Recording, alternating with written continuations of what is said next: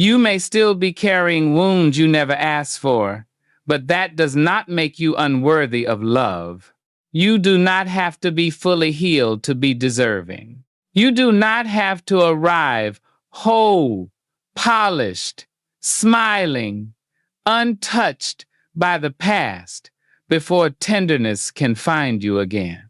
Some women are taught, quietly and cruelly, that they must fix every broken place before they are allowed to be held. As if pain makes them difficult, as if grief makes them less lovable, as if the years they spent surviving somehow disqualified them from being chosen with care. But healing is not a doorway you must finish walking through before love can meet you.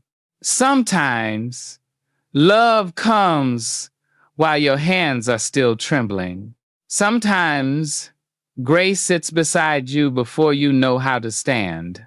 And sometimes the deepest beginning is this: you are not too damaged to be loved. You are a woman who has been hurt, and there's a difference. One painful truth is that many women do not feel unworthy of love because they have never loved well. They feel unworthy because they loved deeply and were still left carrying the weight alone. That kind of pain changes a woman from the inside. It does not only break her heart, it unsettles her sense of safety. It makes her question her judgment. It can make her suspicious of her own softness. She begins to wonder whether her tenderness was wisdom or weakness, whether her loyalty was beautiful or foolish, whether the very parts of her that loved so faithfully are the same parts that led her into sorrow. And so, after betrayal, after silence, after emotional abandonment, many women make a private agreement with themselves. They say, perhaps without ever speaking it aloud, I will not ask to be loved until I become easier to love. I will not let anyone come close until I am less fragile. I will not believe I deserve gentleness until I no longer ache for what hurt me. But that agreement is born from pain, not truth, because being wounded is not the same as being unworthy. Read that slowly in your spirit. Being wounded is not the same as being unworthy. A woman can still be grieving and still deserve tenderness. She can still be rebuilding and still deserve honesty. She can still have questions, scars, fears, and unfinished healing and still deserve to be met with care. What many women have been denied is not love itself, but safe love. Not attention, but consistency. Not attraction, but reverence. Not closeness, but true emotional presence. And when you have known the difference between those things the hard way, you may begin to confuse your pain with your value. You may start to believe that because someone handled your heart carelessly, your heart must have been too much to hold. But no, it may simply be that you placed something sacred in the hands of someone unprepared.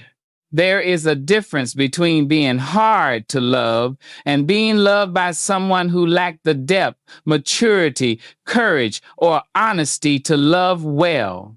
Many women blame themselves because it feels easier than facing the fuller truth. If I was not enough, then maybe I can improve. If I was too emotional, maybe I can become calmer. If I was too needy, maybe I can ask for less. If I was too wounded, maybe I can disappear until I become more pleasing. But this kind of self-blame gives suffering a false sense of order. It creates the illusion that if you adjust yourself enough, you can prevent heartbreak next time.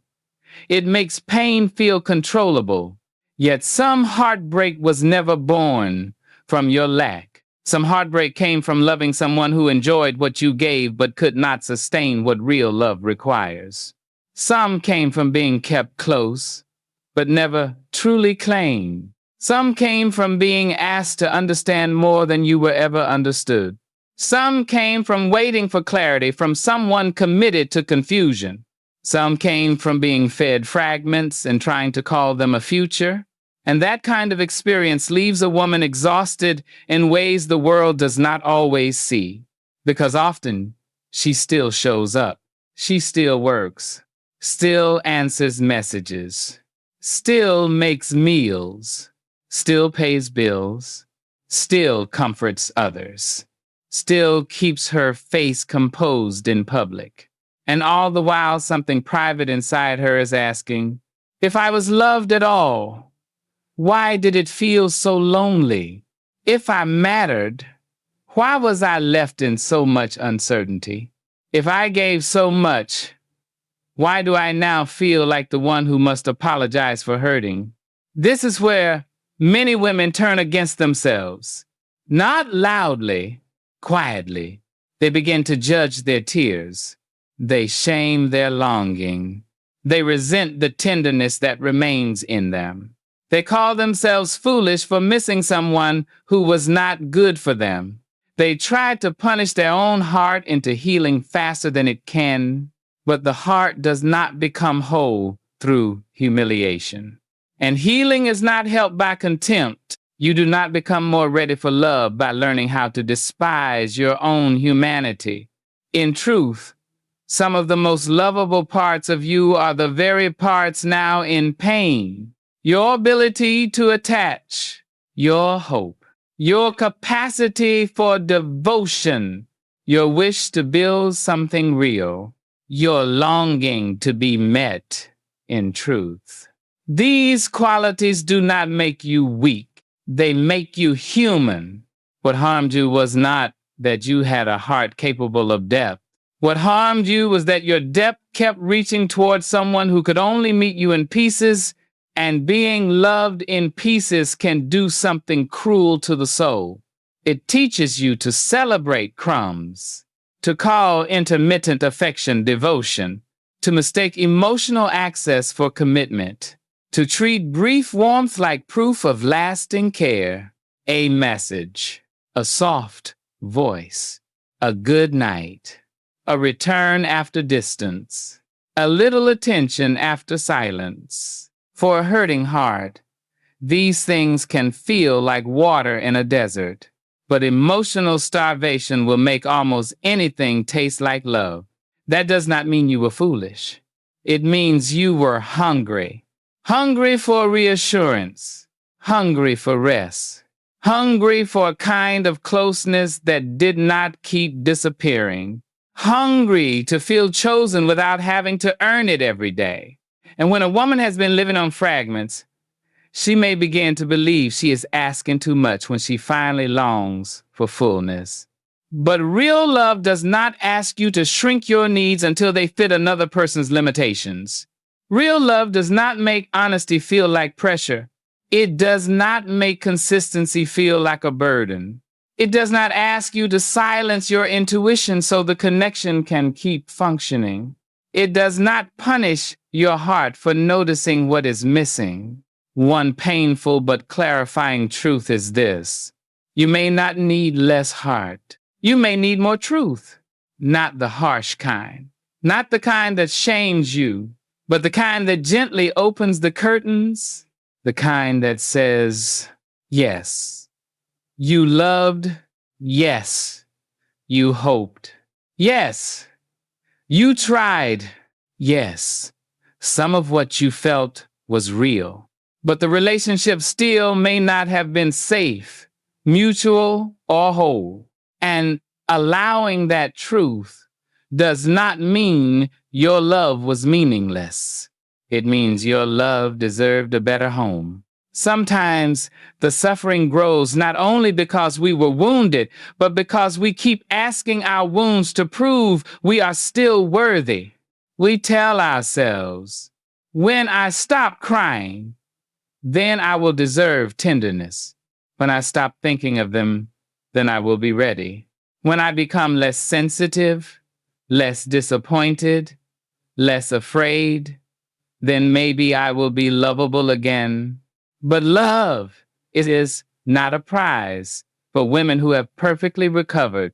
And worthiness is not delayed until your scars become invisible. You do not need to be fully restored before you deserve gentleness. You do not need to be untouched by sorrow before you deserve to be chosen with care. You do not need to perform strength while bleeding quietly inside. You deserve to be loved while healing, not because pain is romantic, not because wounds should be ignored, but because your unfinished healing does not erase your humanity.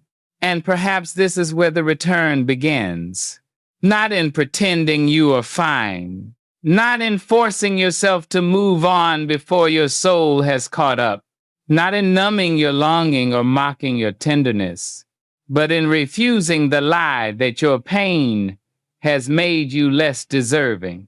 You are not less worthy because you are still recovering. You are simply a woman learning how to hold her own heart again without abandoning it.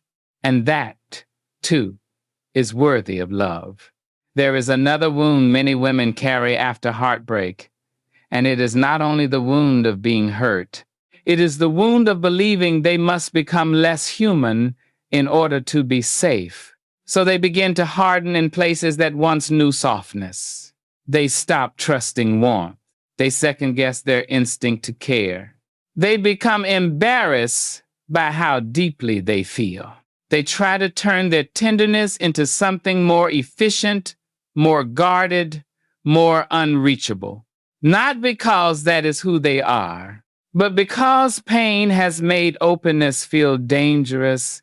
And this is where the soul can become tired in a very quiet way. A woman may still be functioning, still speaking politely, still showing up, still carrying responsibilities with grace. But inwardly, she may be living with a constant tension. One part of her still longs to be loved gently. Another part no longer believes gentleness can be trusted. One part still hopes.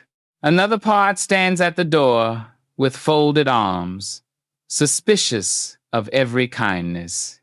This inner division is exhausting because she is not only grieving what happened, she is also trying to protect herself from ever feeling that helpless again.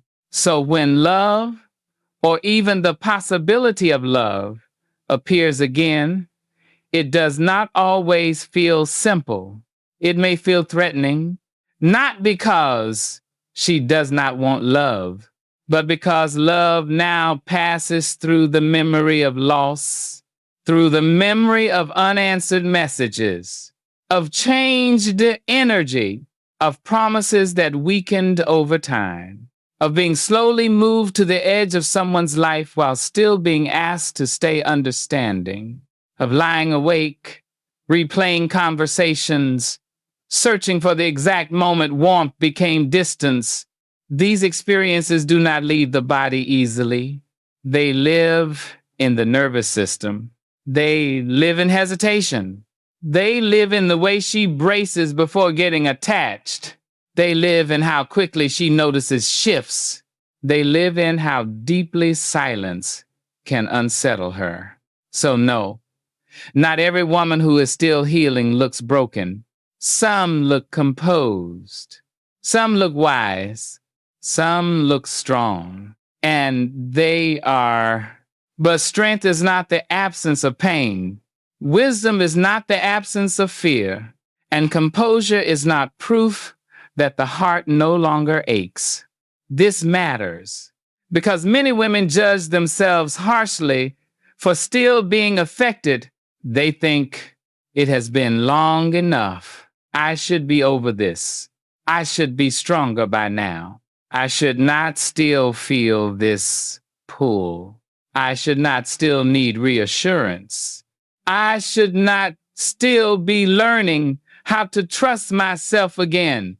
But healing is not measured only by how little you feel.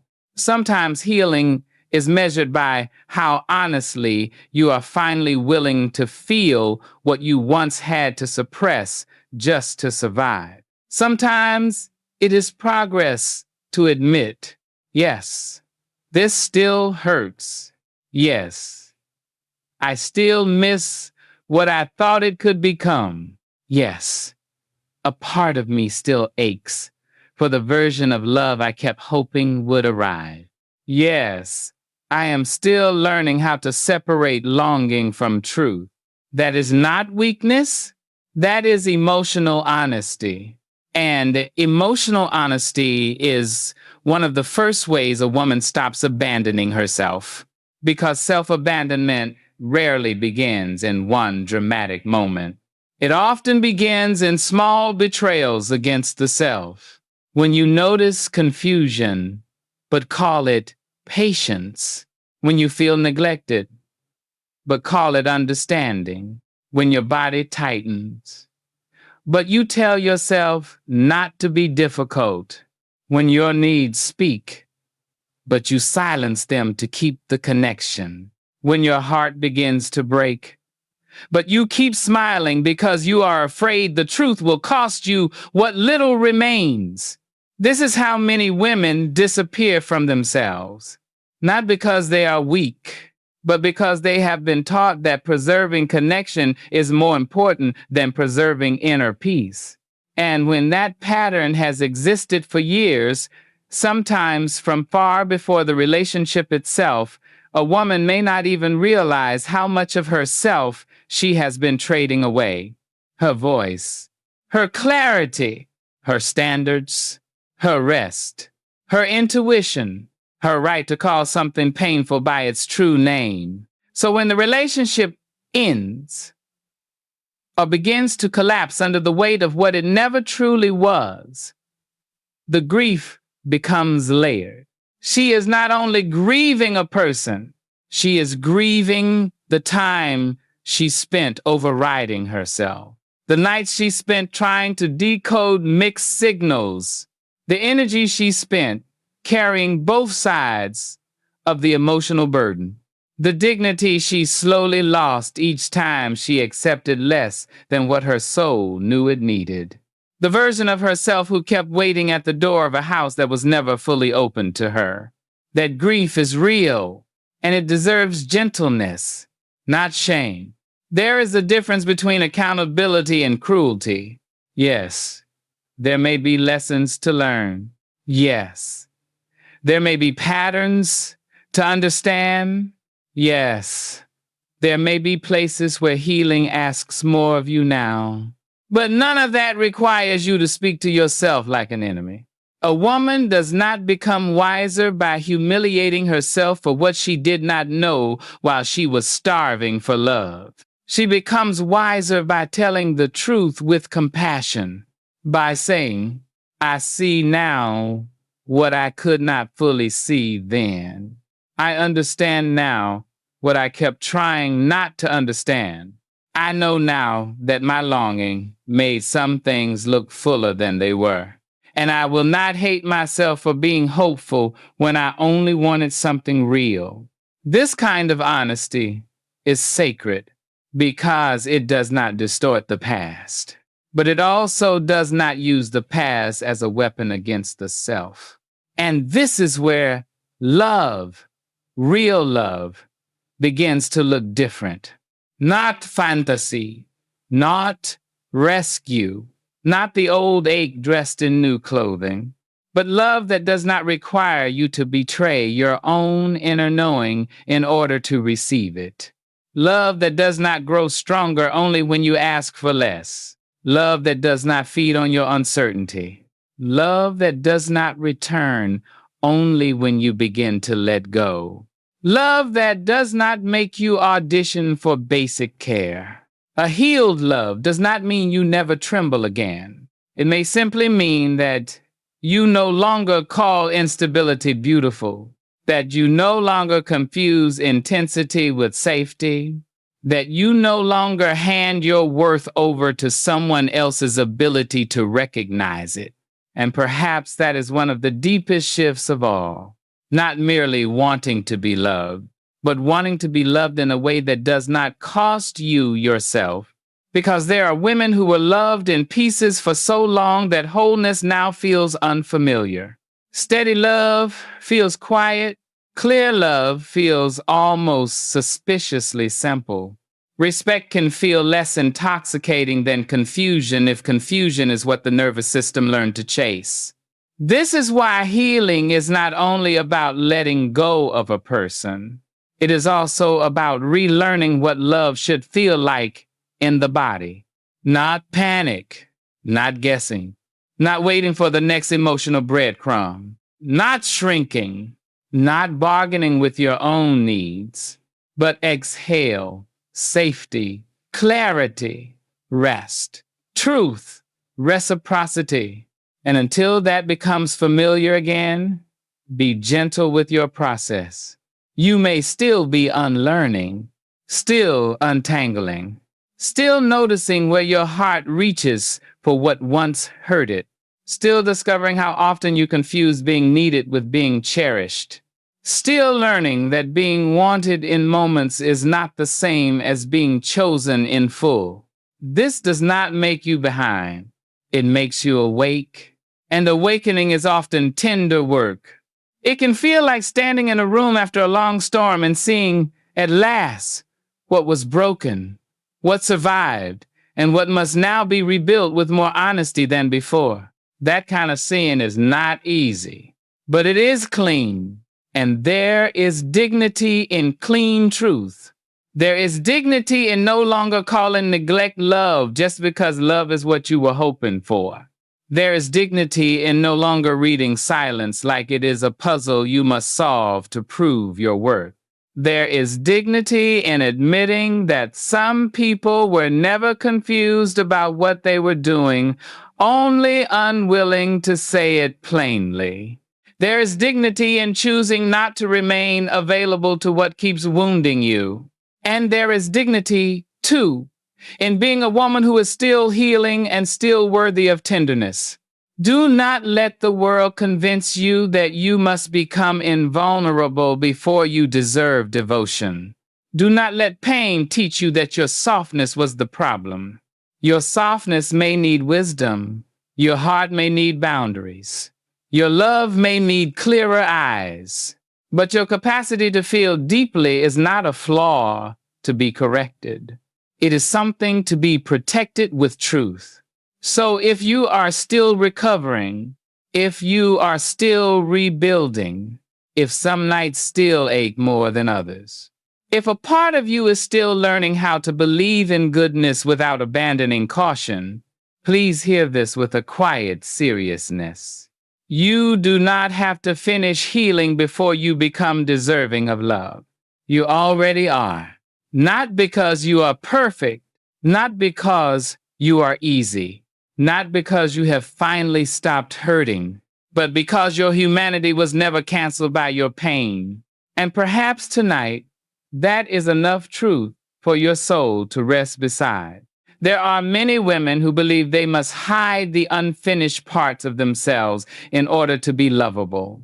So they learn how to present strength without revealing strain. They learn how to smile while privately unraveling. They learn how to speak lightly about things that wounded them deeply. They learn how to make their pain sound smaller, softer, more manageable, so no one feels burdened by the truth of it. And over time, this performance becomes exhausting. Because it is one thing to survive heartbreak. It is another thing to feel that even in survival, you must remain easy to hold, easy to understand, easy to be around, easy to love. But healing does not always look easy. Sometimes it looks like needing more rest than usual. Sometimes it looks like tears arriving without warning. Sometimes it looks like mistrusting what seems good because so much once appeared good before it disappeared. Sometimes it looks like wanting closeness and fearing it at the same time. Sometimes it looks like being deeply grateful for peace, yet still startled by tenderness. None of this makes you too much. It makes you honest. And honesty is often far more beautiful than performance. One painful but clarifying truth is that many women were not rejected because they were too complicated. They were mishandled because they were handed to people who wanted comfort without responsibility, warmth without depth, intimacy without accountability, access without devotion. That kind of love, if it can even be called love, leaves a woman with a terrible question inside herself. Was I asking for too much? Or was I simply asking the wrong person? This question matters because many women spend years shrinking themselves in response to what another person refused to give. They ask for less, expect less, reveal less, need less, hope less.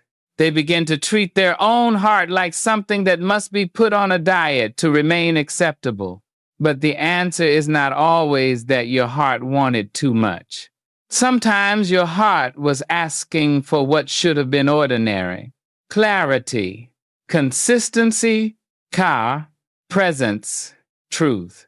And when ordinary emotional needs are treated like unreasonable demands, a woman can begin to feel ashamed of being human. She may apologize for needing reassurance. She may call herself dramatic for reacting to neglect. She may think she is too sensitive because dishonesty unsettles her. She may believe she is difficult because ambiguity wears her down. But sensitivity is not the enemy when it is connected to truth. Sometimes sensitivity is the part of you that noticed the fracture long before your mind was ready to admit it. Sometimes your body knew what your longing kept trying to overrule. Your sleeplessness knew. Your tight chest knew. Your confusion knew. Your fatigue knew. Your intuition knew. The soul often speaks quietly before it speaks clearly. And many women, especially those who have loved through inconsistency, learn to distrust that quiet voice. They override it. They explain it away. They call it fear. They call it insecurity. They call it overthinking. Yet sometimes it is not fear at all. Sometimes it is wisdom knocking gently, asking to be let back in. This is why recovery is not only about healing from another person. It is also about restoring your relationship with your own inner knowing, learning to listen again, learning to pause when something feels off, learning that peace is information, learning that confusion is also information, learning that your body is not betraying you when it reacts to instability.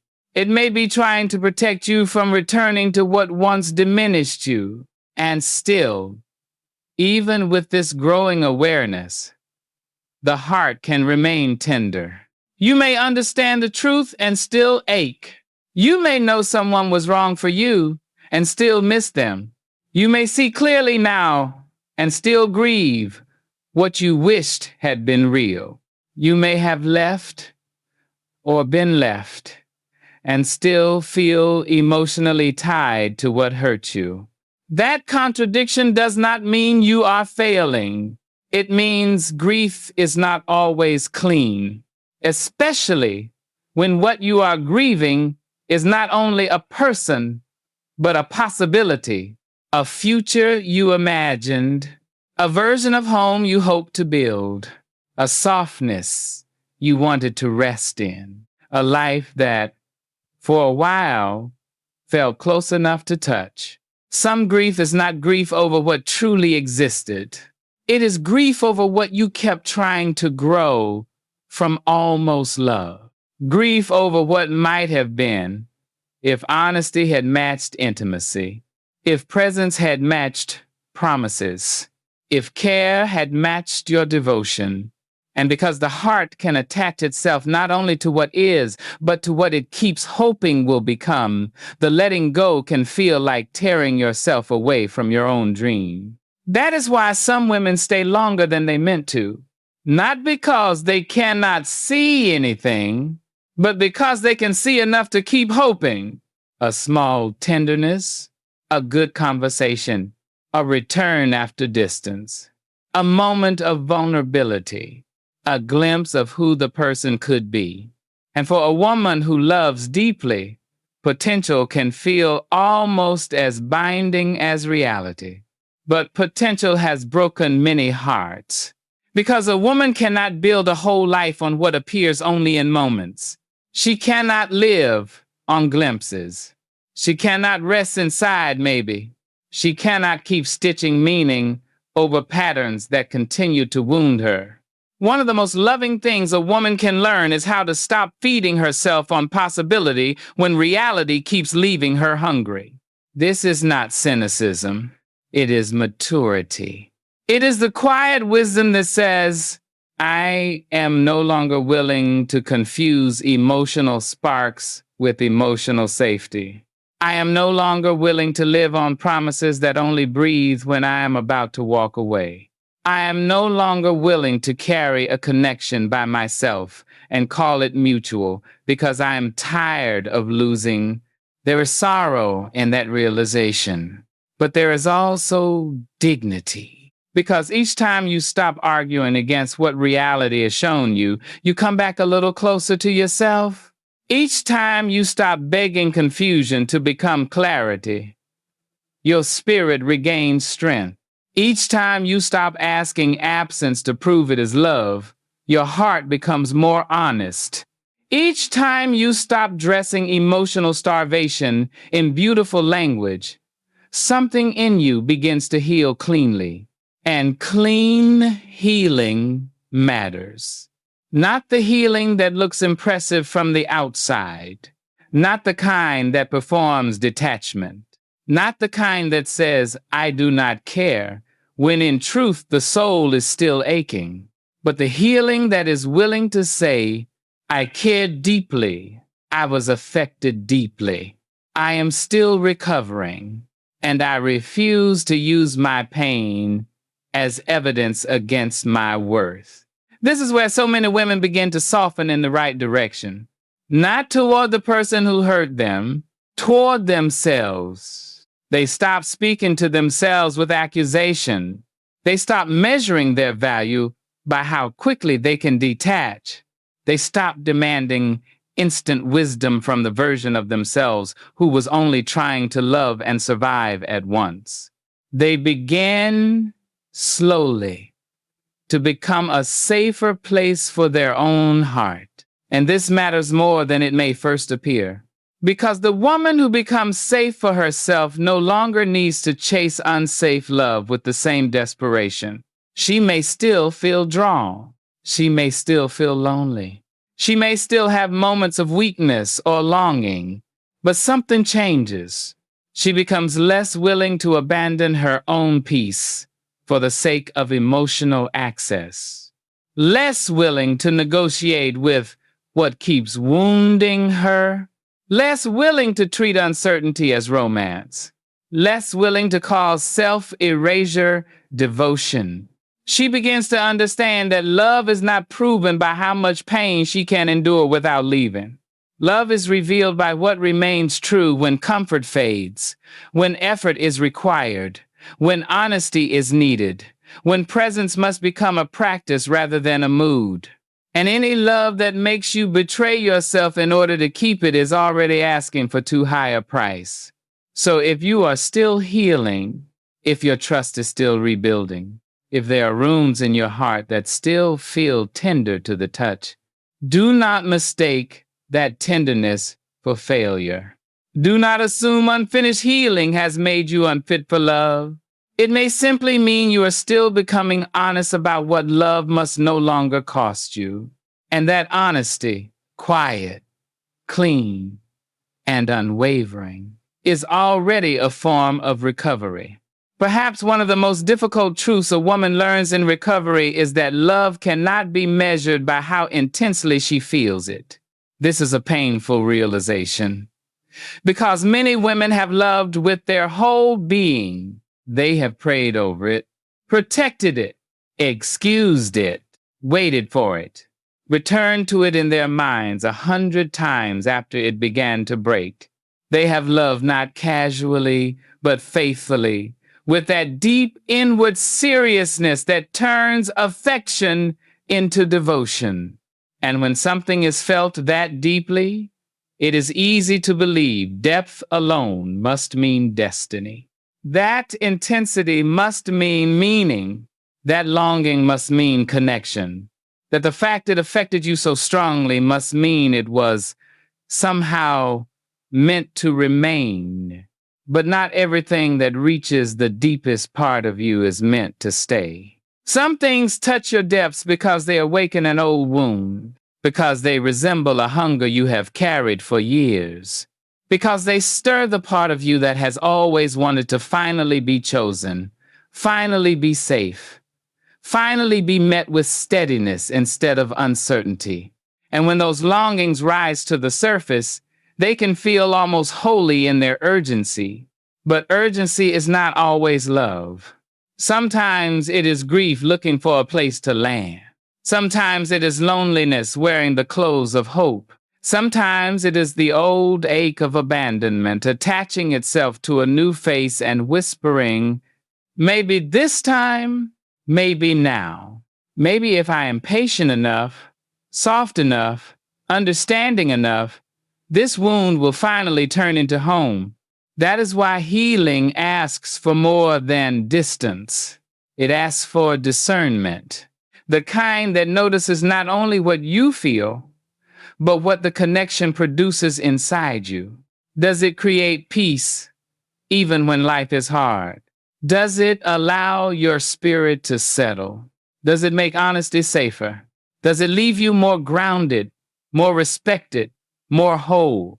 Or does it keep you suspended, guessing, waiting, overthinking, monitoring tone, decoding pauses, trying to remain calm while your inner life is quietly becoming a storm? These are not small questions, because many women have mistaken emotional activation for emotional depth. They have called anxiety chemistry. They have called inconsistency mystery. They have called emotional deprivation passion, because the relief of a little warmth felt so overwhelming after so much coldness. But relief is not the same as security, and the body knows the difference, even when the heart is still learning it. A woman who has not fully recovered may still find herself drawn toward what is familiar, even when the familiar once harmed her. She may be suspicious of what is steady, because steadiness feels unfamiliar. She may doubt what is simple because confusion trained her to equate complexity with value. She may feel more alive around unpredictability, not because unpredictability is good, but because her nervous system learned to live in survival and now mistakes intensity for aliveness. This is one reason unfinished healing can feel so humbling, because you may know better and still feel pulled. You may understand the pattern and still ache for it. You may see the truth and still find yourself grieving the fantasy. You may genuinely want peace and still feel stirred by what disturbs it.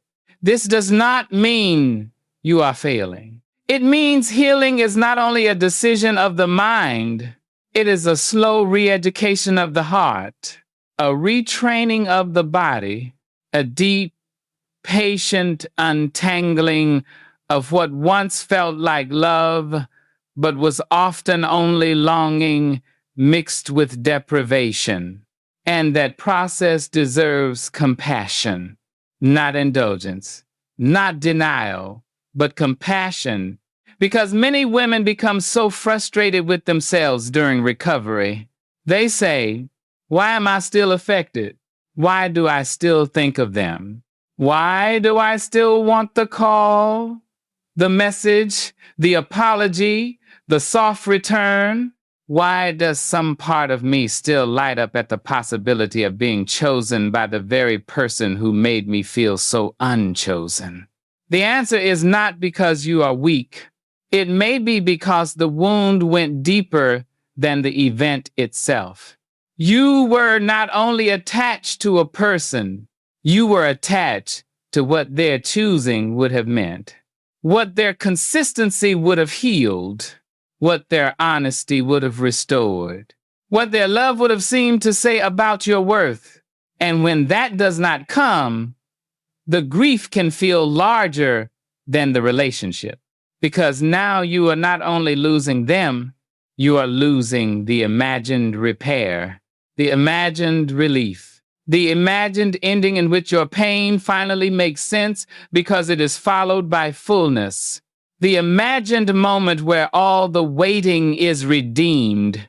This is why some women do not only mourn the person, they mourn the answer they hoped that person would become. The answer to, am I enough? Am I lovable? Can I finally rest? Will someone stay? Can what was broken in me ever be held with care? When love becomes tangled with these deeper questions, heartbreak becomes especially disorienting. Because it is no longer just about who left. It is about what their leaving touched. And sometimes what it touched was old, older than the relationship, older than the betrayal, older than the silence. It may have touched the little girl who learned to be easy so she would not be left. The younger woman who confused being needed with being cherished. The version of you who thought endurance would eventually earn devotion. The self who believed that if she gave enough, forgave enough, understood enough, she would finally be loved in a way that did not disappear. So when recovery feels unfinished, it is often because the healing is no longer only about one chapter. It is about a pattern, a deep inner arrangement between love and worth, between giving and belonging, between waiting and being chosen. And rearranging that takes time. It takes truth repeated gently. It takes new boundaries held consistently. It takes letting yourself see what you once minimized. It takes grieving what you hoped for without letting hope continue to deceive you. It takes learning that love is not proven by how much of yourself you can sacrifice before being noticed. And perhaps this is where tenderness becomes strength, not in pretending the wound is gone, but in no longer feeding it the lie that it must heal perfectly before you are worthy of tenderness. There are women who delay love in their own hearts, not only from others. They withhold gentleness from themselves until they become less messy, less emotional, less attached, less disappointed, less affected. They think, when I am stronger, I will be kinder to myself. When I am fully over this, I will stop speaking to myself with contempt. When I no longer miss them, then I will finally believe I deserve peace. But self-respect cannot be built on future conditions alone. Sometimes it begins in the middle of the ache. Sometimes it begins when a woman says, I am still tender here, and I will not use that tenderness as a reason to punish myself. That is not self-pity. That is mature mercy. And mature mercy does not make excuses for what harms you. It simply refuses to let your pain become a courtroom where your worth is always on trial. You are not on trial because you loved. You are not on trial because you stayed too long. You are not on trial because your heart still has traces of longing in it. You are not on trial because recovery is taking longer than pride would prefer. You are healing, and healing has seasons the ego does not always like. There is a season of clarity when everything becomes painfully obvious. A season of grief when what you know and what you feel do not yet match. A season of withdrawal when you stop reaching outward but do not yet know how to feel full inside. A season of reorientation when your standards begin to sharpen but your heart still remembers old hungers. And slowly, there is a season of return, a return to your own voice, a return to your own inner authority, a return to your own capacity to name what is healthy and what is costly, a return to the kind of love that does not begin with self-betrayal. This return is quiet. It may not look triumphant. It may not come with a dramatic speech. It may not announce itself loudly at all. It may look like pausing before answering a message that unsettles you. It may look like no longer romanticizing what once kept you anxious. It may look like noticing attraction without surrendering discernment. It may look like admitting, yes, I still feel something, but I no longer confuse feeling with guidance. It may look like choosing rest over pursuit, truth over fantasy, dignity over access, peace over possibility. These are not small changes. They are sacred ones. Because every time a woman chooses what protects her spirit over what only stimulates her longing, she is rebuilding trust with herself. And trust with the self is precious. Especially after heartbreak, especially after betrayal, especially after seasons where your own intuition felt like something you kept negotiating against. To trust yourself again is not merely a psychological improvement. It is a homecoming. It is the soul beginning to believe that it no longer has to abandon itself in order to remain connected. That it no longer has to beg confusion to become clarity. That it no longer has to call pain beautiful in order to justify staying near it. This is how love changes shape inside you. It becomes less desperate, less performative, less hungry for rescue, less willing to call longing a sign, less willing to call partial devotion enough. And in its place, something steadier begins to rise. Not hardness, discernment, not fear. Wisdom, not emotional numbness. Cleaner love. Love that still feels deeply, but no longer kneels at the feet of what wounds it. Love that still hopes, but does not make hope into blindness. Love that still desires closeness, but not at the cost of truth. Love that understands that being unfinished does not mean being unworthy. So if you are still recovering, if there are still places in you that do not fully trust what is good, if a part of your heart still reaches backward even while your soul is trying to move forward, do not mistake that for proof that you are too damaged for love. It may simply be evidence that your healing is still doing its quiet work. And while it works, while it untangles, while it teaches your heart the difference between hunger and home, you are still deserving of honesty, still deserving of patience, still deserving of respect, still deserving of being met with care, still deserving of a love that does not require you to disappear in order to keep it. You do not become lovable at the end of recovery. You remain lovable through every honest stage of it. There is a particular loneliness in recovering while still appearing functional to the world. It is the loneliness of carrying private tenderness beneath ordinary days. You answer people. You complete tasks. You move through stores, traffic, meetings, meals, responsibilities. You say the expected things, you keep your voice steady. You make it through the day with something that resembles grace. And yet, beneath that surface, there may still be a room inside you where the ache has not fully left. A room where memory still visits, where certain songs still undo you, where a familiar tone, a phrase, a silence, a passing resemblance can stir grief you thought had quieted, where some part of you still wonders how something that mattered so much could have been held so lightly by someone else. This is one of the crueler parts of heartbreak.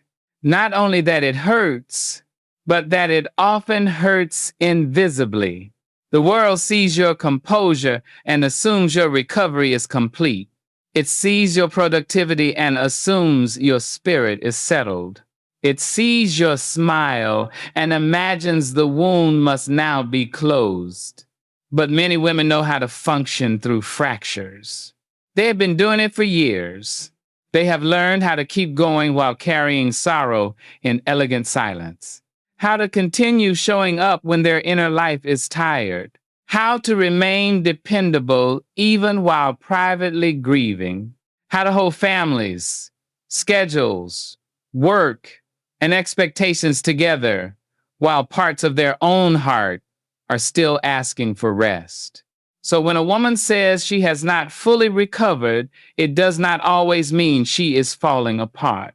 Sometimes it means she is still carrying the afterlife of what happened, the echoes, the recalibration, the emotional fatigue, the way heartbreak rearranges trust, not only in others, but in oneself. Because after certain kinds of pain, love is no longer only a beautiful idea. It becomes a question. Can it be safe? Can it be steady? Can it be honest? Can I receive it without disappearing inside it? Can I believe it without bracing for its withdrawal? These are not the questions of a woman who is broken beyond love. These are the questions of a woman who has learned through suffering that love without truth can injure the soul.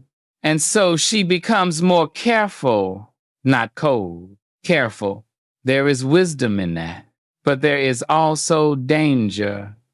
Because pain can quietly persuade a woman that caution must become distance from all tenderness.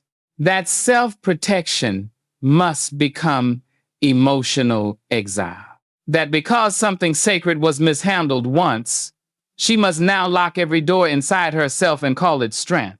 Yet there is a difference between discernment and disappearance. Discernment says, I will pay attention. I will move slowly. I will honor what my spirit notices. I will not ignore what unsettles my peace. I will not call confusion chemistry. I will not call emotional hunger love. But disappearance says, I will not need. I will not open. I will not risk.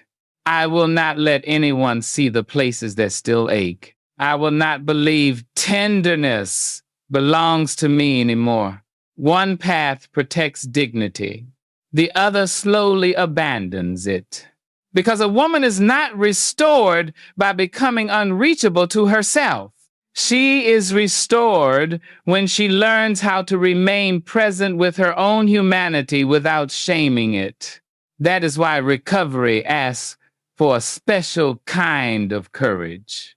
Not only the courage to leave what is harmful, not only the courage to tell the truth about what happened, but the courage to remain soft in the right places without becoming porous to harm. This is delicate work. It is not dramatic. It is not always visible. It often happens in quiet moments no one applauds. In the moment you decide not to answer what always leaves you feeling smaller. In the moment you stop rewriting reality to preserve hope. In the moment you let disappointment be information instead of a challenge to love harder. In the moment you admit that your heart is tired of surviving on almost. These moments may look small. They are not. They are the architecture of self-return. And self-return matters deeply when a woman has spent too much of her life locating worth in how well she was received by others. Because perhaps one of the deepest recoveries is not only from another person's betrayal, it is from the habit of waiting for someone else to confirm your value. That habit can become so subtle. You may not even notice it at first. You notice instead the longing to be understood, the wish to be chosen, the craving for a clarifying conversation, the hope that someone will finally name your value in a way that settles all the places where life left you uncertain. But no person can permanently resolve what must also be rebuilt within. Their choosing may comfort you. Their tenderness may bless you. Their consistency may help your nervous system rest. But your worth cannot live at the mercy of whether another human being is evolved enough to recognize it. If it does, your soul will remain too vulnerable to carelessness, and that is why so many women, after heartbreak, are invited into a deeper form of love than the one they originally asked for. Not merely the love of being adored, but the love of becoming internally anchored enough that disappointment still hurts, but does not erase you. Anchored enough that being unchosen grieves you, but does not redefine you. Anchored enough that you can miss someone without making them your measure. Anchored enough that your tenderness remains alive, but no longer homeless. This kind of anchoring does not happen through slogans. It happens through repeated truth, through saying again and again what your pain may not yet fully believe. I was worthy before they arrived.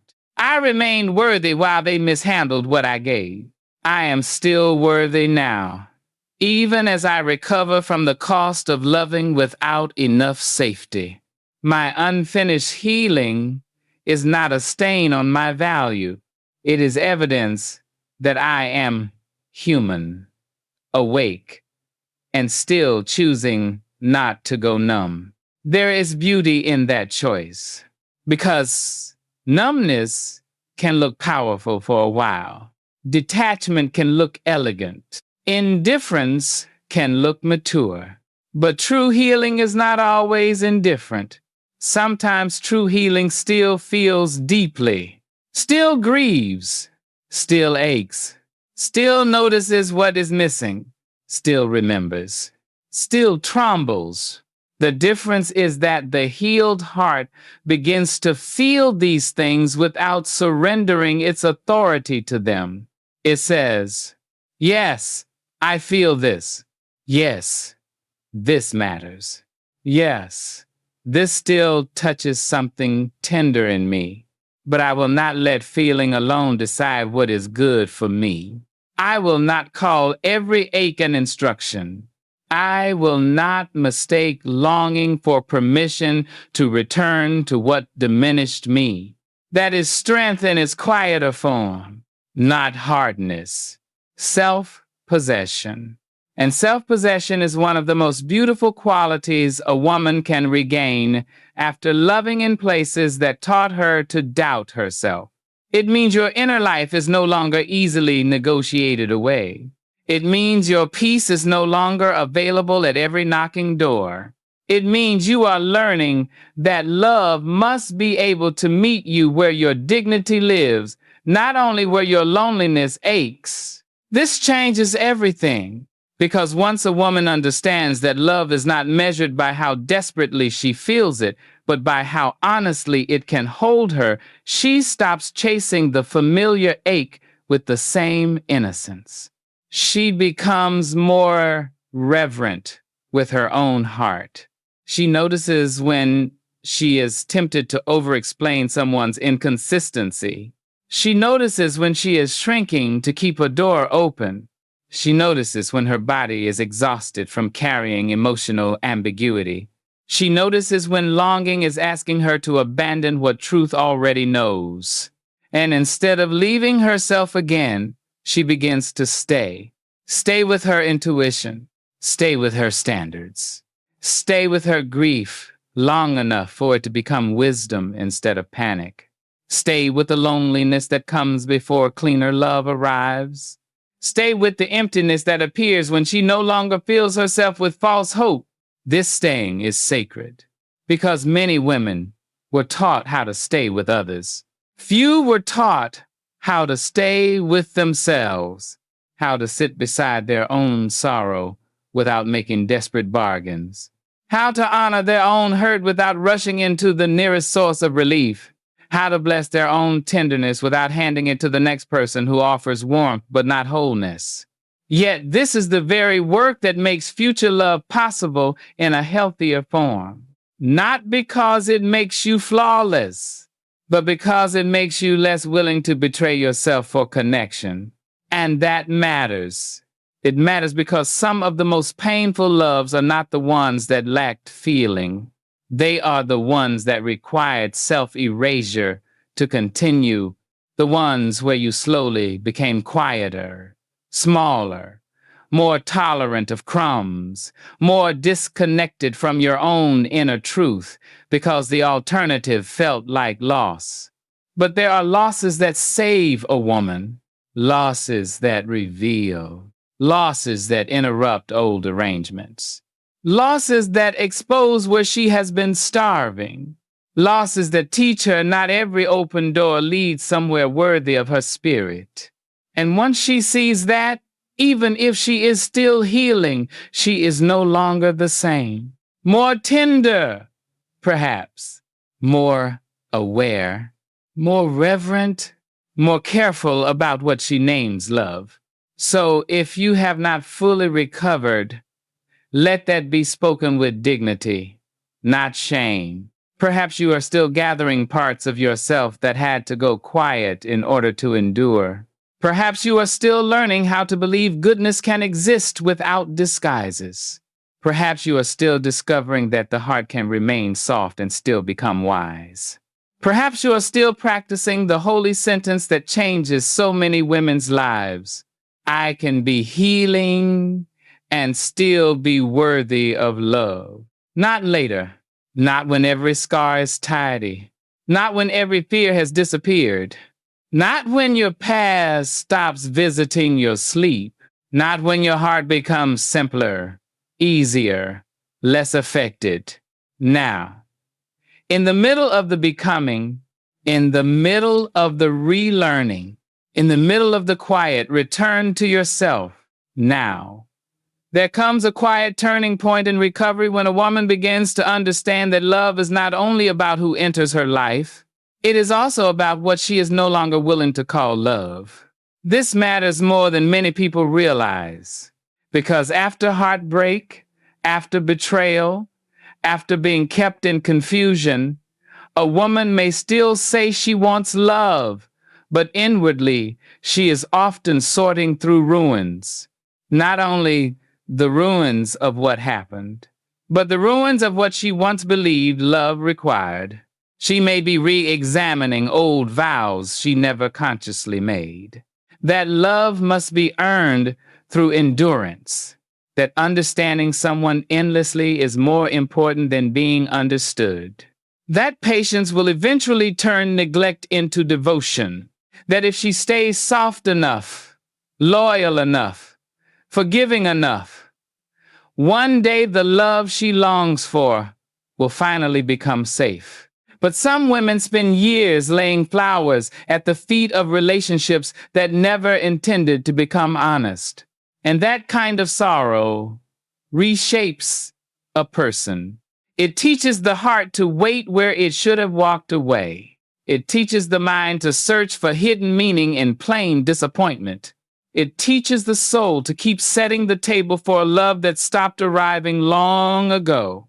And eventually, a woman must ask herself a brave question. What have I been calling love? that has really been hunger, fear, memory, or hope? That question is not meant to shame her. It is meant to free her. Because naming things clearly is one of the holiest acts of recovery. To say, that was not mutual. That was not safety. That was not devotion.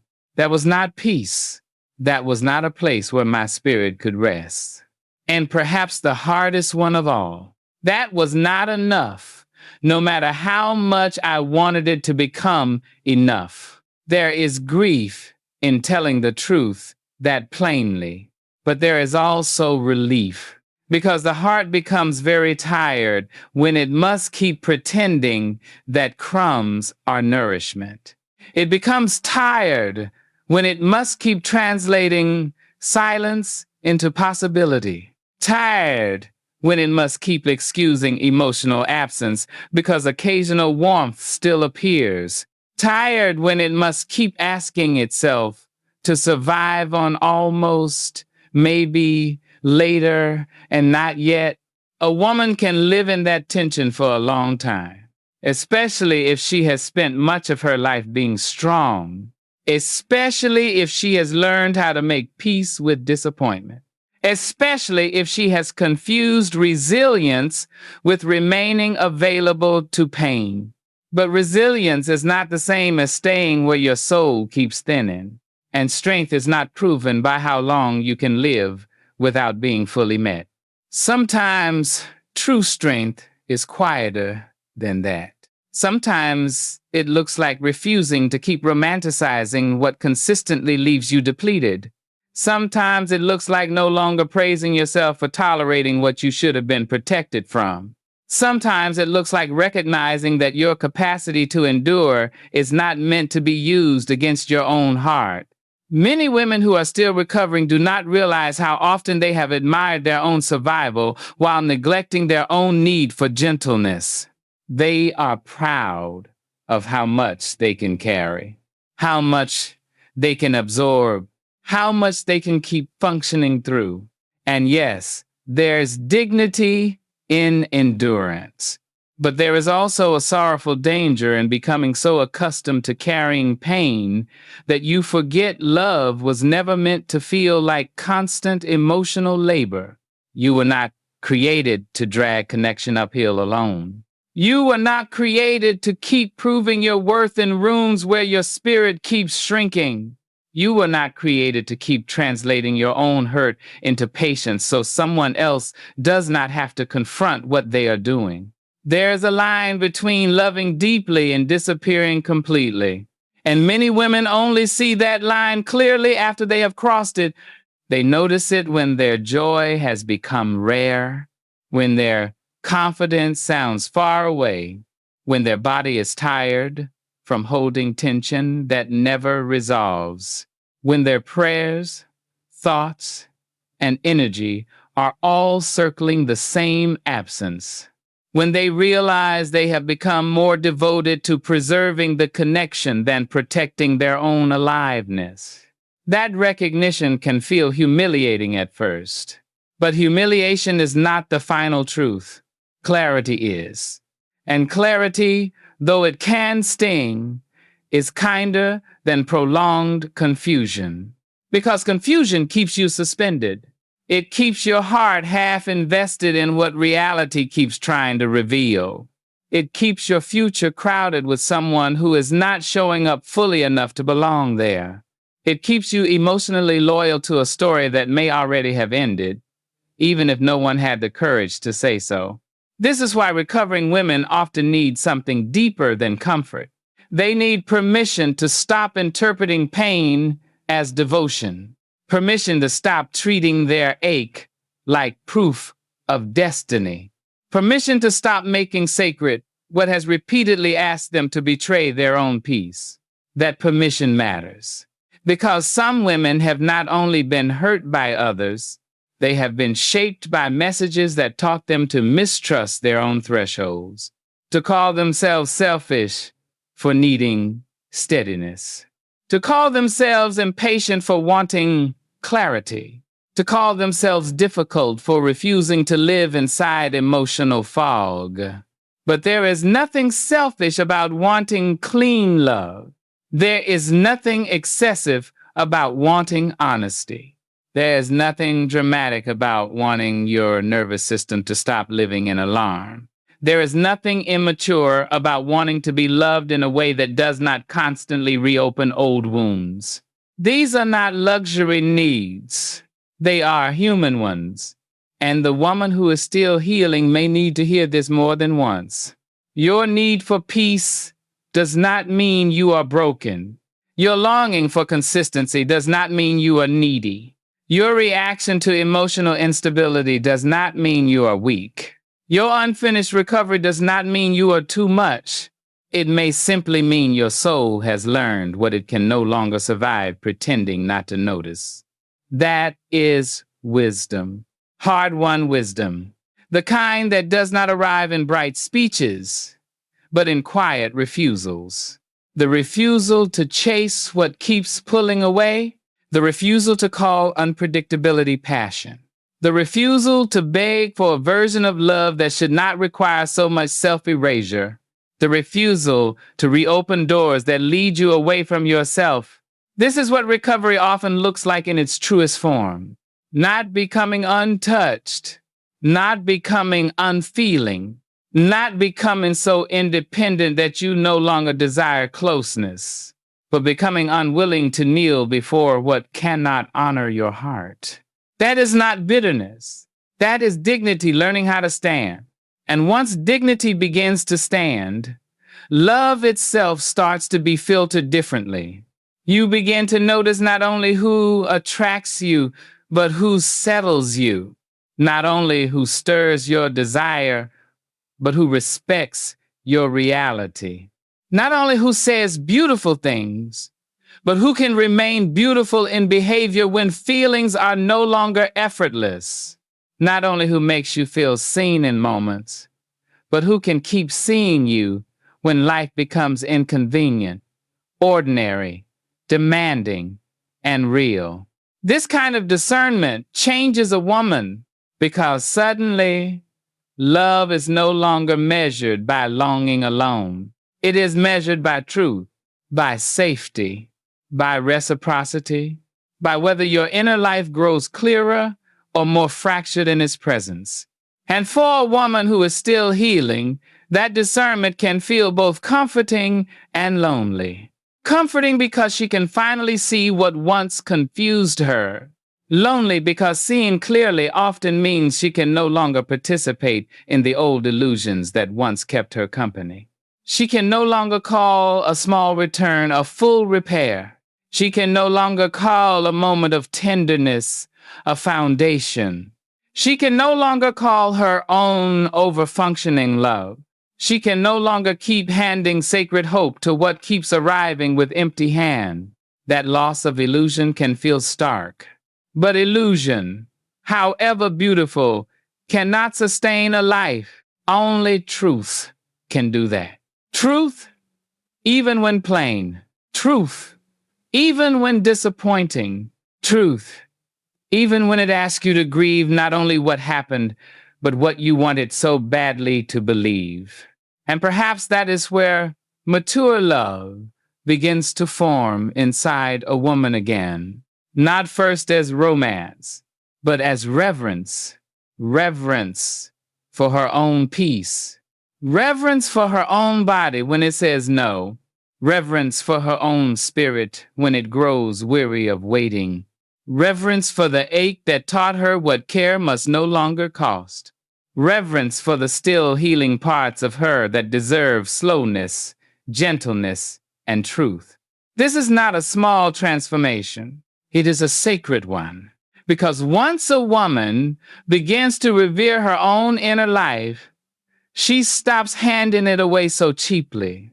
She becomes more discerning about who gets access, more honest about what she feels, more careful with where she places hope, more willing to disappoint others than to keep disappointing herself. And that is one of the clearest signs that recovery is not only happening, it is deepening. So if you are still healing, if part of you still aches, if you are still learning what love must no longer ask from you, do not measure your readiness only by how little you feel. Measure it also by what you can now see. You can see the difference between intensity and safety. You can see the difference between longing and guidance. You can see the difference between being wanted in pieces and being welcomed in full. You can see the difference between the love that flatters your loneliness and the love that honors your life. And that sight, that painful, beautiful, hard-earned sight, is part of your healing too. There is a tenderness that only wounded women understand. It is not the tenderness of naivete. It is not the softness of someone who has never been disappointed. It is the softer, wiser tenderness that remains after a woman has seen what love can become in the wrong hands and still refuses to let her soul turn to stone. That kind of tenderness is costly because it does not come from innocence anymore. It comes from choice. The choice to remain human after being hurt. The choice to remain open to truth, even after truth has broken your heart. The choice to keep your spirit alive, even after disappointment has tried to convince you that numbness would be easier. And perhaps that is why unfinished healing can feel so sacred and so difficult at the same time. You are not who you were before the wound, but you are not yet fully who you will become because of how you learn to heal it. So you live for a while in between, but you are not yet fully who you will become because of how you learn to heal it. This in-between place can feel lonely. It can feel like you no longer belong to your old patterns, but have not yet fully settled into your new peace. It can feel like standing at the edge of a new life while parts of your heart still turn back to look at the old one. It can feel like carrying both clarity and ache in the same body. And many women judge themselves in this season. They think healing should be cleaner than it is, quicker than it is, more graceful than it is. They think if they still miss what hurt them, they must not be growing. If they still feel tender, they must not be strong. If they still want to be loved, they must not be healed enough yet. But wanting love is not proof of incompleteness. It is proof of humanity. The issue is not that you still long for love. The issue is whether you are learning to long more honestly, to long not merely for attention, but for peace, not merely for chemistry, but for safety, not merely for closeness, but for truth, not merely to be wanted, but to be received with care that does not disappear when it is no longer convenient. This is where recovery becomes refined.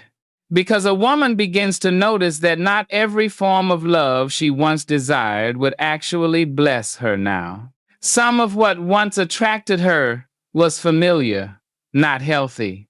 Some of what once stirred her was dramatic, not trustworthy. Some of what once felt meaningful was simply emotionally loud. And after betrayal, after silence, after trying to build a home inside ambiguity, she begins to understand that loud is not the same as true. True love is often quieter than fantasy. It does not always intoxicate. It does not always keep you guessing.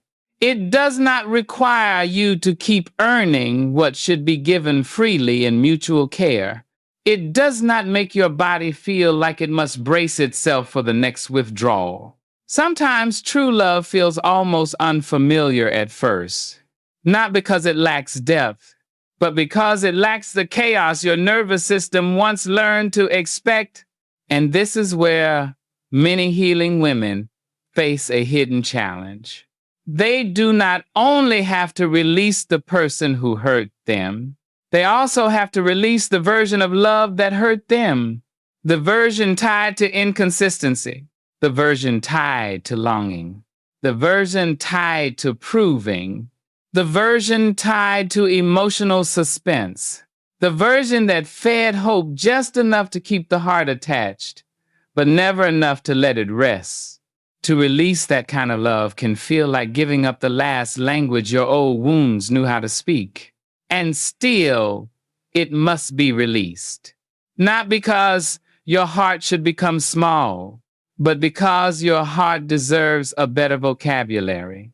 A vocabulary of steadiness, of honesty, of presence, of mutuality, of reverence, of clean affection that does not require confusion to feel alive.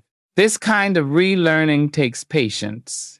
There may be days when you feel clear and grounded, and days when memory returns like weather, days when you feel fiercely protective of your peace, and days when loneliness makes old doors look softer than they truly were. This does not mean you are going backward. It means healing has layers. Some layers are intellectual. You understand the pattern. You see the truth. You know what happened. But other layers are bodily. Your heart still startles. Your mind still reaches. Your emotions still respond to old echoes. Your nervous system still remembers what uncertainty felt like. This is why recovery asks for gentleness, not harshness, because you cannot shame the body into feeling safe. You cannot bully the heart into trusting again. You cannot rush your own inner life simply because you are tired of carrying the tenderness. What you can do is meet yourself differently. You can stop calling yourself weak for still feeling. You can stop demanding that grief become neat before you respect it.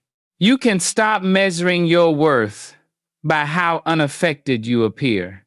And you can begin, slowly, to honor the deeper truth beneath your ache. That beneath the longing, beneath the sadness, beneath the unfinished places, there is still something whole in you. Not untouched, but whole. Whole in the sense that your core value did not leave when someone else failed to cherish it. Whole in the sense that your humanity was not reduced because your trust was misused. Whole in the sense that your capacity to love did not become ugly simply because someone received it without the maturity to return it cleanly. This matters. Because many women believe heartbreak made them less Hagian, less worthy, less desirable, less safe to love, less capable of being held well. But heartbreak may have made you more aware, more discerning, more sober in your choices, more honest about what your spirit can no longer survive pretending is enough. That is not less.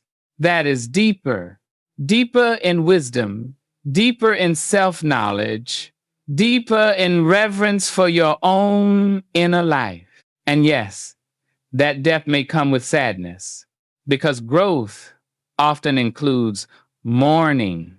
Mourning the innocence you no longer have. Mourning the years you spent waiting. Mourning the version of yourself who kept hoping in places where hope was not being honored. Mourning the tenderness you gave to someone who could not hold it with clean hands. But mourning is not the enemy of love. Sometimes mourning is what clears the space where healthier love can finally be recognized. Because when a woman truly grieves, she stops bargaining with fantasy. She stops asking the past to become kinder than it was. She stops asking absence to explain itself in ways that restore her pride. She stops spending her sacred energy trying to turn a wound into a promise. And in that clearing, something quiet begins to happen. She begins to want peace more than pursuit. She begins to notice how good it feels not to be confused. How holy it feels not to be waiting. How nourishing it feels when her inner world is no longer ruled by someone else's inconsistency. This is one of the hidden miracles of healing. Not that you stop caring overnight, but that over time, your soul begins to crave what actually feeds it. Not adrenaline, not mixed signals, not longing dressed up as romance, but truth, rest, emotional safety, reciprocity, the freedom to remain yourself and still be loved. And when a woman reaches that place, even imperfectly, something in her starts to stand up straighter. She no longer feels compelled to chase every spark. She no longer confuses attention with devotion. She no longer hands out trust just because someone knows how to create emotional intensity. She begins to move with more listening, more steadiness, more respect for her own pace. That is not guardedness in its unhealthy form. That is wisdom with an open heart. And wisdom with an open heart is beautiful because it does not reject love. It simply refuses counterfeit versions of it. So if you are still healing, if some parts of you still feel unfinished, if you still have nights when the ache returns, if there are moments when your heart wants what your deeper knowing has already outgrown, please do not let that convince you that you are unready for love forever.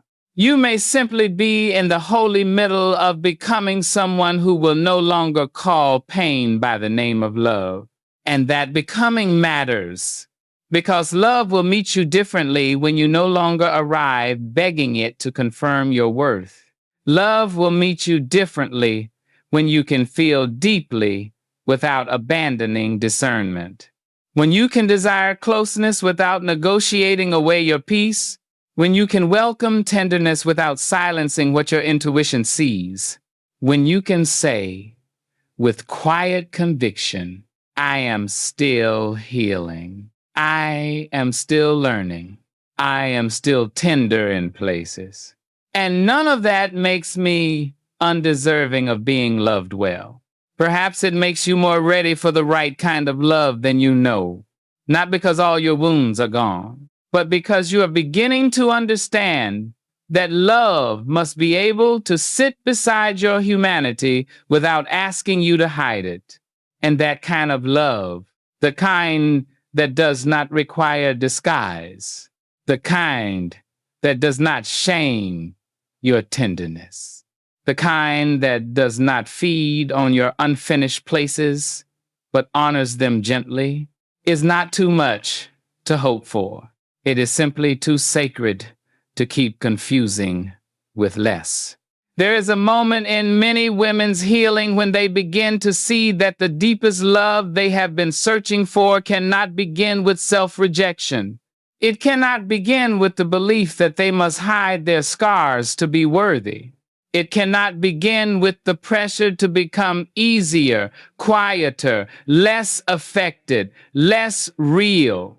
It cannot begin with the old bargain that says, I will deserve tenderness only after I stop hurting, because that bargain has never truly protected the heart. It has only taught the heart to postpone its own humanity.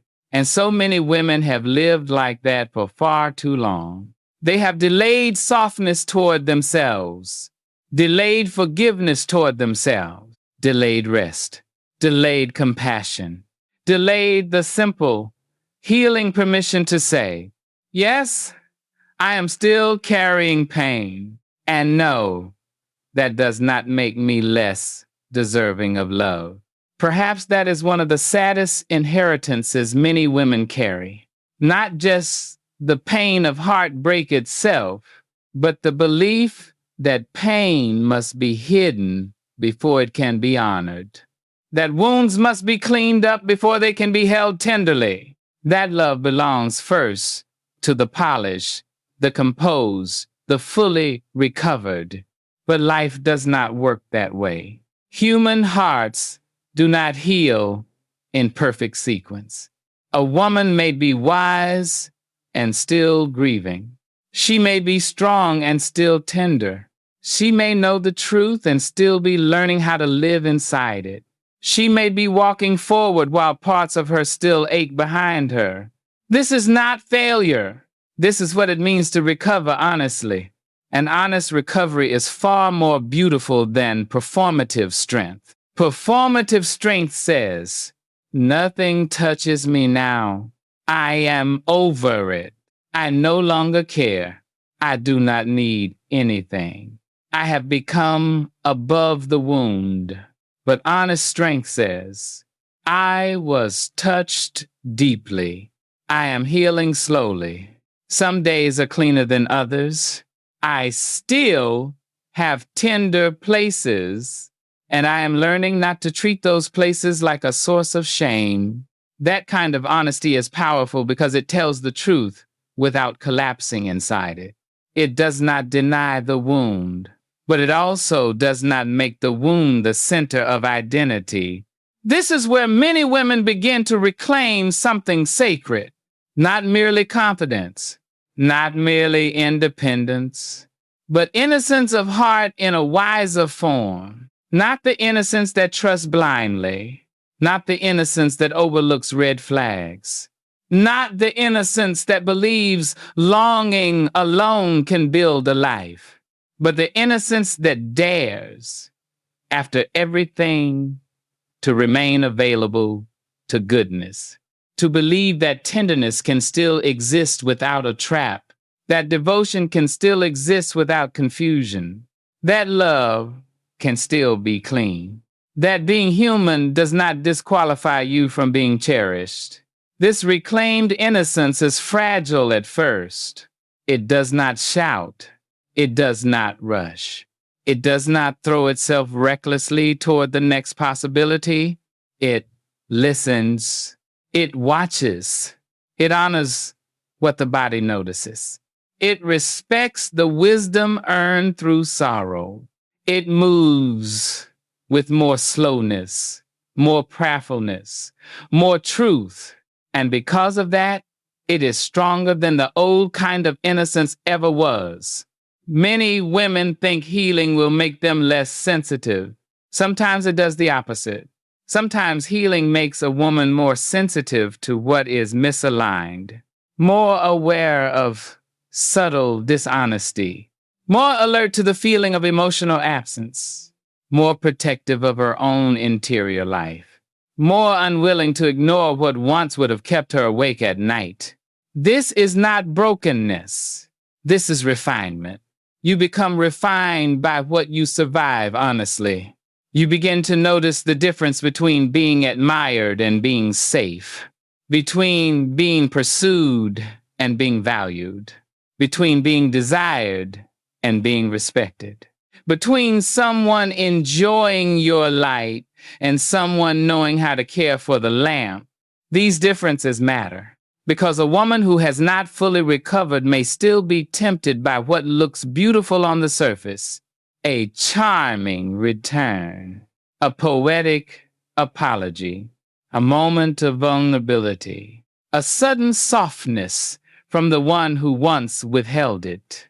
And yes, those moments can stir something deep, but healing teaches you to ask a better question than, "Does this move me?" It teaches you to ask, "Can this hold me with honesty? Can this remain when effort is required? Can this meet my heart without reopening the same old wound? Can this honor what my healing has cost me?" These are holy questions, and they protect a woman from returning to what only knows how to awaken longing without offering peace.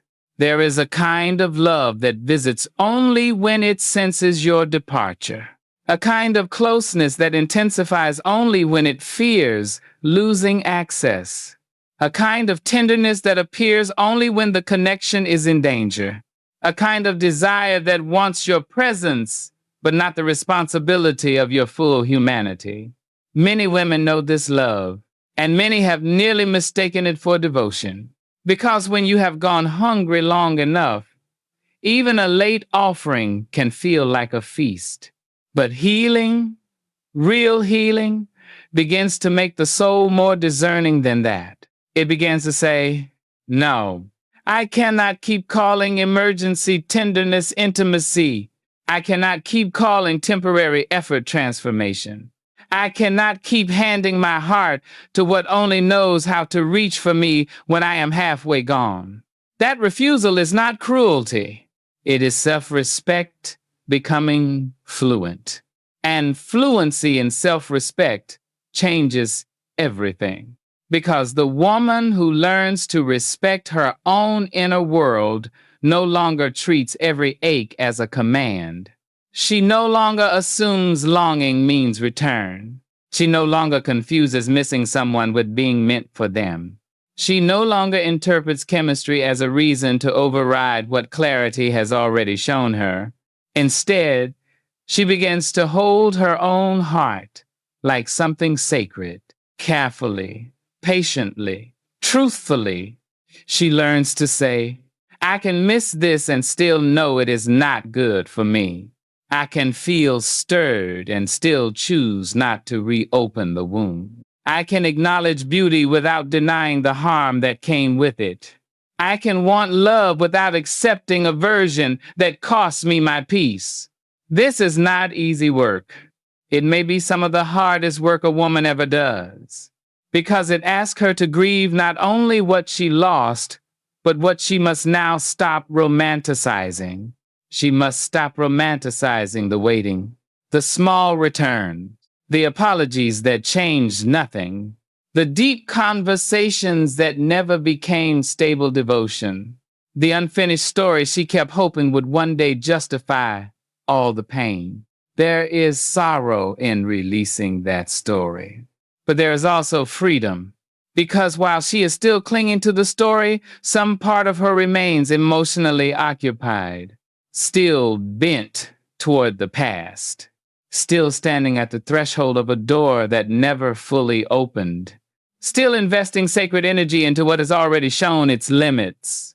And a woman cannot fully receive healthier love while she is still worshiping the emotional architecture of what harmed her. That architecture must come down. The belief that inconsistency is passionate, the belief that pain proves significance, the belief that having to wait makes love more meaningful, the belief that if she can just understand someone enough, she can finally be loved safely by them, the belief that her worth will feel settled once the right person confirms it. Some of these beliefs do not leave quickly. They leave in layers. They leave through tears, through disappointment, through honest conversations with the self, through boundaries that feel lonely before they feel peaceful, through nights when the old ache rises and she chooses again not to betray what truth has already taught her. This choosing is sacred, not dramatic, sacred. Because every time a woman honors reality over fantasy, she is restoring trust within herself. Every time she stops asking the wrong person to redeem her pain, she becomes a little freer. Every time she refuses to confuse emotional hunger with love, her soul becomes a little more rested. Every time she treats her own tenderness as worthy of protection, she comes closer to the kind of love that can actually remain. And perhaps this is what many women need to hear most when they have not fully recovered. Your healing does not have to be finished for your life to still be beautiful. Your tenderness does not have to disappear for your future to still be good. Your past does not have to stop visiting you completely before you become capable of receiving something honest. What matters is not that you never ache again. What matters is that you no longer build your home inside the ache, that you no longer call pain your compass, that you no longer let loneliness negotiate your standards, that you no longer offer yourself to confusion just because it comes wrapped in familiarity. Instead, you begin to build elsewhere. In truth, in slowness, in self-trust. In the quiet knowledge that your worth survived every place where it was not recognized. And from that place, something new becomes possible. Not perfect love, not fantasy, but cleaner love. Love that can sit with your humanity without punishing it. Love that can witness your tenderness without exploiting it. Love that can meet your healing process without asking you to speed it up for someone else's comfort. Love that does not require you to smile over your wounds in order to remain welcome. That love exists, and you do not become eligible for it by pretending you have fully recovered. You become more ready for it by learning how to honor what in you is still recovering without shame. That is the difference. Not perfection, but honesty with dignity, and perhaps, for tonight, that is enough. Enough truth to breathe. Enough truth to loosen the old lie. Enough truth to remind your weary heart that being in process has never made you less deserving of being loved well. And perhaps this is where the deepest healing finally begins to speak in a different voice. Not the voice of desperation, not the voice of performance, not the voice that keeps asking, what do I need to change in order to finally be loved? But the quieter, steadier voice that says, what kind of love is worthy of meeting me now? That question changes a woman. Because for so long, many women have been taught to place themselves beneath love, to adapt to it, to earn it, to preserve it, to suffer for it, to keep proving they are safe, useful, loyal, patient, forgiving, undemanding. But love was never meant to stand above your dignity. Love was never meant to require your silence in exchange for belonging. Never meant to feed on your uncertainty. Never meant to ask you to hide your humanity to remain desirable. Never meant to make your wounds feel inconvenient. Never meant to teach you that your healing must happen in private so someone else can enjoy only your polished parts. No. The right kind of love does not arrive asking you to amputate your tenderness. It arrives with enough reverence to understand that tenderness is holy, not because it is dramatic, not because it is fragile, but because it is real, and real things deserve care. That is what so many women have been missing. Not romance alone. The kind of care that does not vanish when things become less exciting. The kind of care that can stay present when the conversation becomes honest. The kind of care that does not retreat from your feelings as though they are a threat. The kind of care that does not punish you for needing clarity. The kind of care that understands love is not only about desire, but about stewardship of another person's inner life. When a woman has gone too long without that kind of care, she may begin to think it is unrealistic. She may start calling bare minimum acts extraordinary.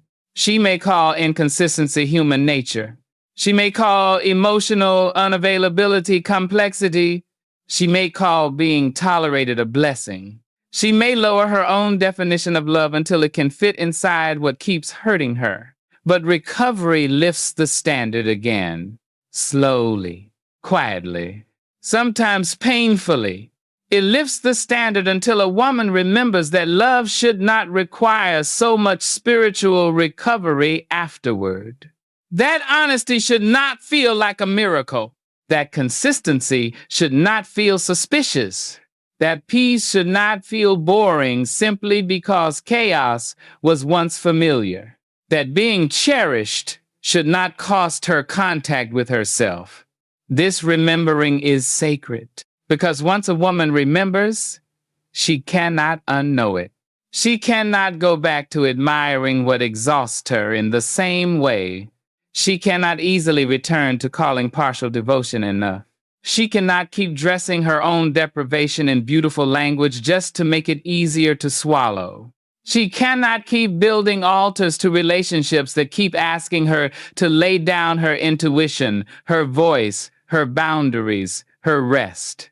She begins to want more than intensity. She wants congruence more than longing. She wants truth more than chemistry.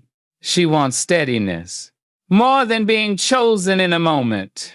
She wants to be honored over time. And this is not because she has become demanding.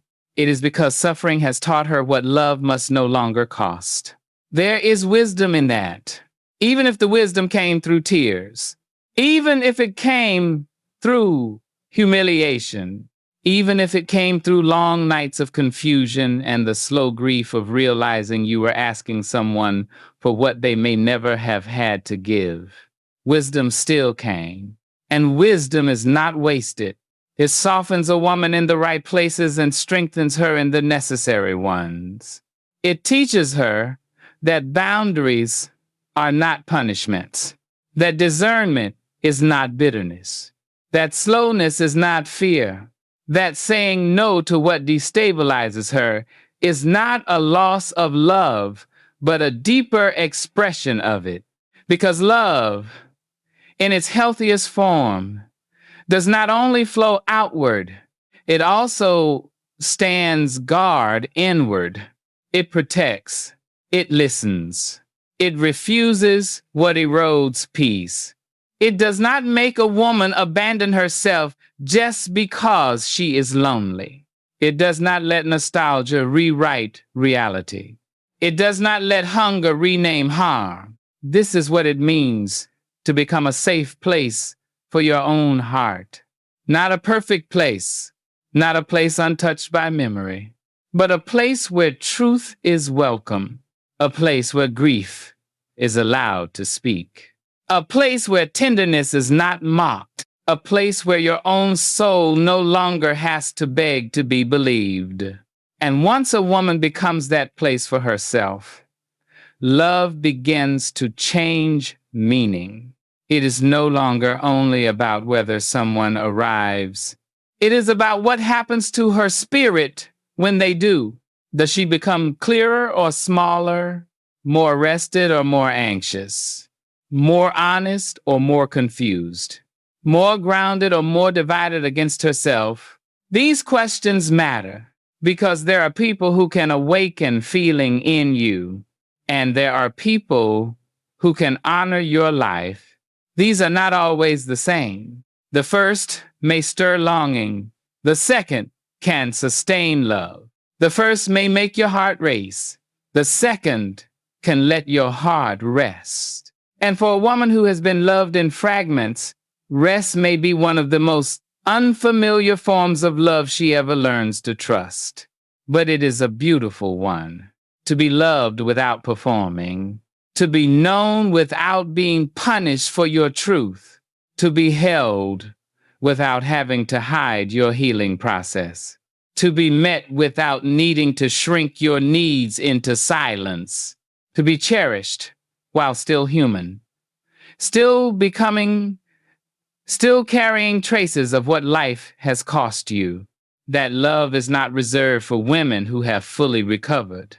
It is for women who are willing to meet love honestly when it comes, women who are learning not to confuse suffering with devotion, women who are beginning to value peace as deeply as passion, women who no longer need to be rescued, but who still remain open to being received with care. And if you are not there yet, if your healing still has unfinished rooms, if your heart still startles sometimes, if there are nights when loneliness still tries to reopen old stories, if part of you is still learning how not to beg confusion for answers, please do not let that become a verdict against your worth. Let it be what it is. A season, a sacred season, perhaps. A season of relearning what love is. A season of cleansing your inner language, a season of separating hunger from home, a season of discovering that your pain did not ruin you, only reveal where you must now be loved more truthfully. This season will not last forever, not because healing is quick, but because truth, when welcomed gently and repeatedly, changes a life. It teaches the heart new rhythms. It teaches the body new safety. It teaches the soul that peace is not emptiness. It teaches a woman that she can survive disappointment without surrendering her tenderness. It teaches her that love is not proven by how much she can endure, but by how much honesty it can hold without collapsing. And one day, perhaps quietly, she notices something has changed. She no longer begs for what once kept her waiting. She no longer romanticizes what once kept her anxious. She no longer confuses being remembered with being chosen. She no longer sees her healing as an obstacle to love, but as part of what has made her more able to recognize the real thing. She begins to understand that her scars are not disqualifications. They are reminders of what she survived, of what she must no longer call normal, of what her spirit deserves now, of how precious her tenderness really is, of how holy it is to be a woman who has been hurt and still chooses not to become cruel. That woman is not behind. That woman is not too much. That woman is not too damaged to be loved. That woman is becoming, and becoming is beautiful, even when it is slow. So tonight, if your heart is still tender, if your recovery is still unfinished, if your strength feels quiet and your hope feels careful, let this truth sit beside you without argument. You still deserve to be loved. Even when you have not fully recovered, you deserve honesty while you are healing. You deserve gentleness while you are rebuilding. You deserve respect while you are relearning trust. You deserve care that does not shame your process. You deserve love that does not ask you to hide the evidence that you have lived, lost, grieved, and risen again with wisdom. You deserve to be loved not after you become untouched, but now, as a woman with a tender history, now, as a woman learning to choose peace, now, as a woman whose humanity has not been canceled by her pain, now, as a woman who is still becoming whole in places life once wounded, and perhaps that is the final mercy, that love does not belong only to the finished. It also belongs to the honest, to the healing, to the woman who is still gathering herself with dignity, to the woman who is still learning to trust what is clean, to the woman who still feels deeply but no longer wishes to disappear inside what she feels, to the woman who is ready not to be perfect, but to be loved truthfully. May you become that woman more and more, and may you never again confuse your unfinished healing with unworthiness. To the woman who is ready not to be perfect, but to be loved truthfully. May you become that woman more and more, and may you never again confuse your unfinished healing with unworthiness.